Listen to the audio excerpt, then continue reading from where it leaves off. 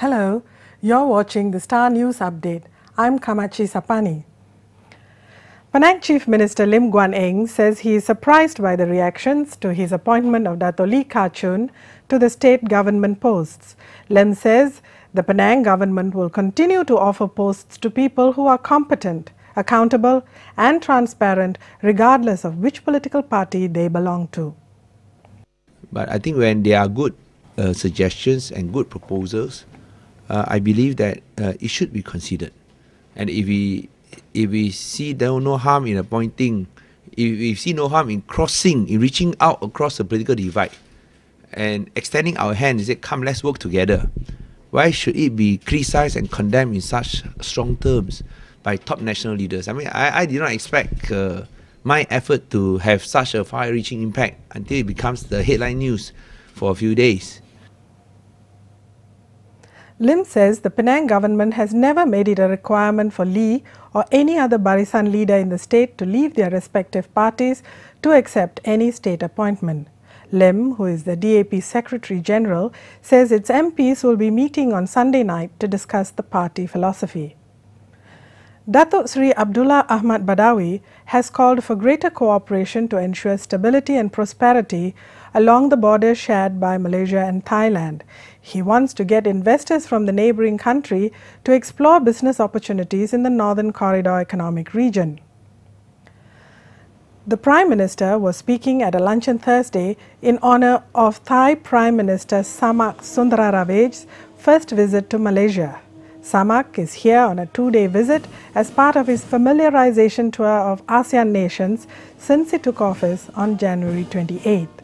Earlier, Samak was accorded a red carpet welcome at Parliament Square, where he inspected a military honour guard and was introduced to Malaysia's cabinet ministers. Mongolia has warned that it will sever ties with Malaysia if the judgment in the Altan Tuya murder case is deemed unfair. The victim's father, Dr. Sharibu Setev, conveyed this message on behalf of Mongolia's Prime Minister and Foreign Affairs Minister Thursday. Norazian Abdul Rahman has more. Mongolian Dr. Sharibu Setev says his country is tired of waiting for an outcome of his daughter Altan Tuya Sharibu's murder case.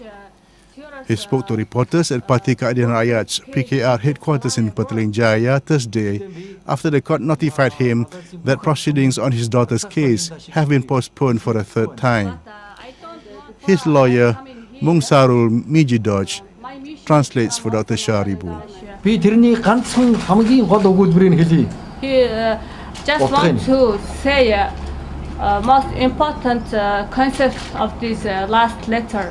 What was? And хэрвээ энэ хэргийг Малайзын шүүх өөрсдөө ашигтайгаар шудраг усаар шүүвэл Монгол Малайз хоёр орн бүх харилцаагаа таслана гэж бичсэн байгаа. The main meaning was the last sentence was this letter. If Malaysian courts make unfair, unresponsible decision for this case, Mongolian government will end the relationship with Malaysian. Visibly angry, Dr. Sharibu then slams his fist on the table and storms out of the press conference. Malaysia has terminated Iran's participation in the 11th Defence Services Asia 2008 for exhibiting missile equipment because it violates United Nations Security Council rules. Deputy Prime Minister Datuk Sri Najib Razak says the Iranians have been informed earlier of the rules through their embassy. He says when his officials came around to inspect their booths, they displayed equipment that clearly contravenes the UN Security Council resolution, missile systems and related equipment. He says Malaysia did not have any option but to terminate Iran's participation in the DSA 2008 since Malaysia is committed to respecting and adhering to the resolution. For more updates, log on to thestaronline.tv. I'm Kamatchy Sappani. Thanks for watching.